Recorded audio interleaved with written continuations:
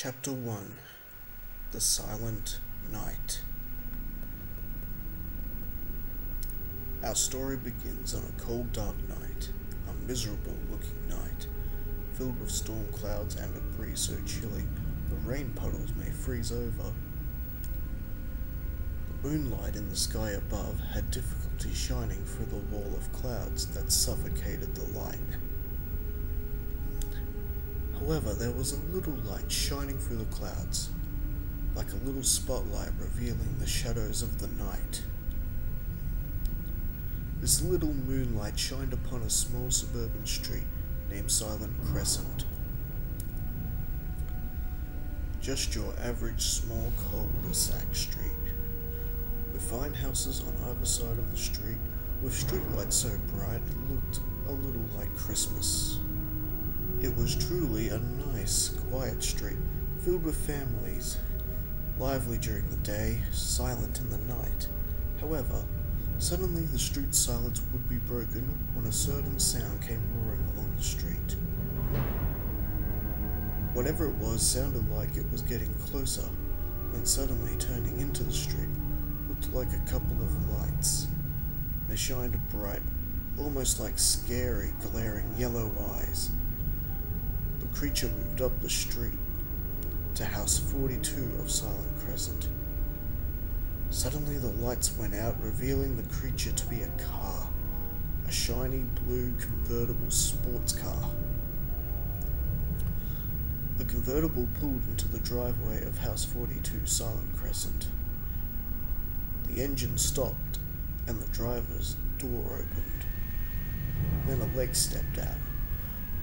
A beautiful leg, well conditioned, and belonging to the leg was a beautiful young woman.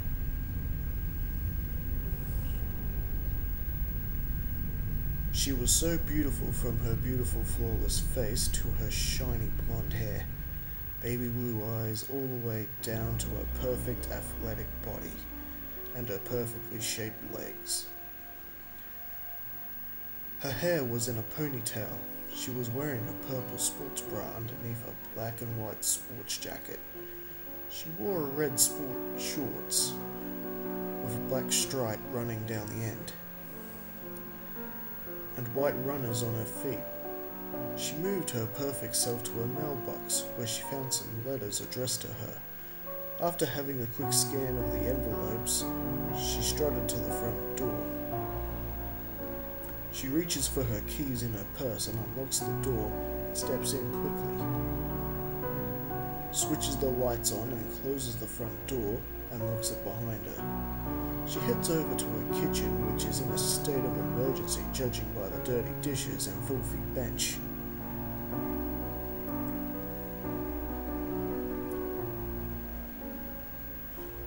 She walks over to a kettle and switches it on as the kettle begins to boil.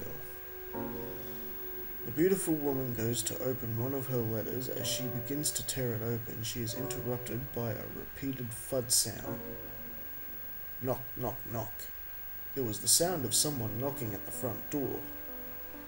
Who could be knocking on my door this time of night, the girl wondered, as she slowly leaves her living room. She's soon at the front door. She hesitates before placing her hands on the doorknob. I'm not expecting anyone, she thought. Still, she unlocked the door by twisting the locking mechanism on the doorknob. She then took a deep breath and opened the door slowly, so she could try get a peek at who was there. As she finally opens the door and sees who it is, she suddenly has a smile and says, "Oh, it's you. How have you?" Before she could finish her sentence, suddenly her face opens up, like she was in shock. She takes a look at her hands. They were covered in blood. She tries to scream, however her shock silences her. As she looks down, she spots the source of the bleeding coming from her stomach and a knife inserted there. She then realized she was stabbed. Soon she collapses to the ground, looking up at her ceiling. She bleeds out on the floor and her vision begins to blur slowly, drifting away to her death. Her visitor stepped over her and inside the house. The kettle was still on the stove, boiling. You could hear it steaming in the background. The visitor walked into the kitchen and reached for the kettle, revealing black leather gloves on the visitor's hands. As the kettle was removed, the visitor notices the half-open letter on the bench.